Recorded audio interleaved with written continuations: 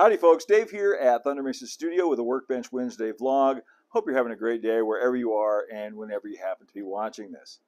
Today I want to share with you some future plans I have for the studio. Not just model railroad plans, but an overall plan I have for the entire space.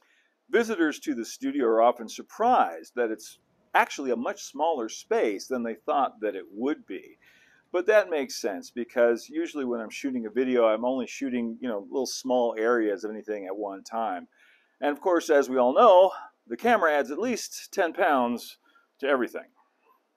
So today I want to give an overall view and show how I plan to maximize the space as I move forward with projects like the reimagined Thunder Mesa layout, the Goldfield and Calico, and others yet to be built. The truth is, I really only have about 400 square feet to work with here. My studio is in an old high school classroom in this 100-year-old building. There are windows and doors to be considered, as well as the layouts. And of course, I need to have a place that's comfortable and reasonably efficient to do my work in. Like a lot of creative folks, my life can often seem like a game of Tetris, where I'm always having to move one thing to make room for something else.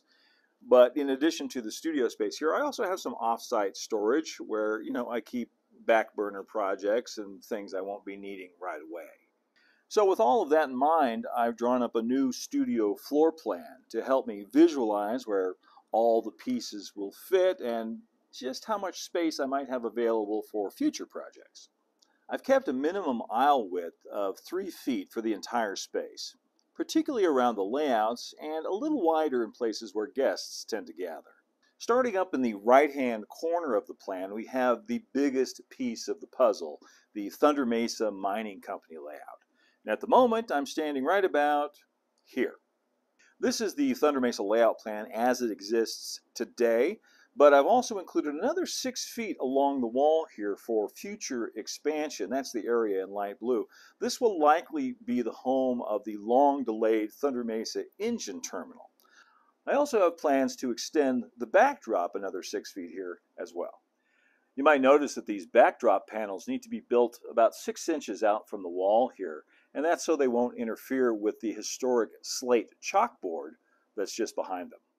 Over here on the other side, there'll be a staging yard that comes off of the Rainbow Ridge section right about here, and that's going to be built above my current back workbench. The rest of my workspace will remain mostly unchanged. I really like the flow I've got going here. I've got plenty of room for my studio computer, my tools, and my primary model building area. One new addition to the plan is a 4x6 roll-away backdrop. And just like it sounds, that is a portable section of backdrop built on casters, so I can move it around and position it for photographs and for when there are guests here in the studio. I built one of these before for my old studio, and it worked out really, really well. Most of the time, it'll probably be parked right here to block the view of my workspace from the layouts. And speaking of layouts, that brings us to the Goldfield and Calico, which now lives directly across from the Thunder Mesa layout with a generous 4-foot wide aisle between the two. And the idea here is that the backdrops and the modeled scenery on either side will help to immerse guests in these miniature worlds with narrow gauge trains running on nearly every side. The wild card in all of this is the ON18 Bandit Canyon Railway. Right now I have it parked over here up against the backdrop, but in the future it will likely live over there in the new project area. In fact, let's go take a look at that. At the moment, the Gruesome Gulch layout is parked over here, but as I recently announced, this layout has been sold and will soon be leaving the studio for good. That opens up a large space along this wall for future projects and other possible mini layouts.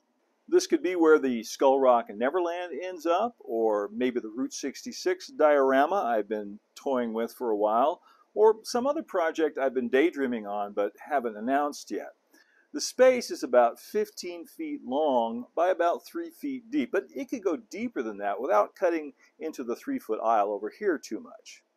But whatever gets built over here will likely be around eye level, to allow plenty of room for storage and work tables underneath.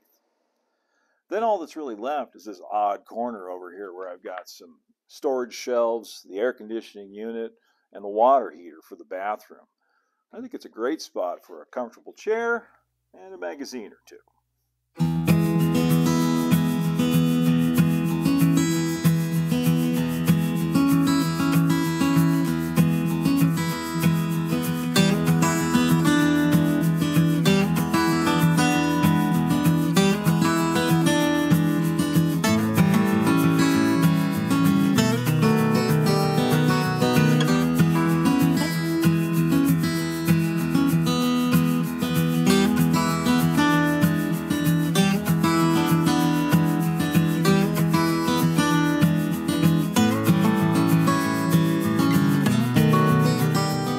That's the new studio plan. I think it makes pretty good use of the available space. Of course, there will come a day when all of that space is filled with trains or other projects, and I'll need to come up with a new plan, or maybe a bigger space. But, we'll cross that bridge when we get there. For now, thanks for watching today. Remember, you can also follow us over on Instagram at thunder.mesa and check out the resources available at the Thunder Mesa Studio website at thundermesa.studio. As always, a huge thank you to our Patreon members who help to make this studio and these videos possible. Until next time, keep moving forward, my friends. Adios for now.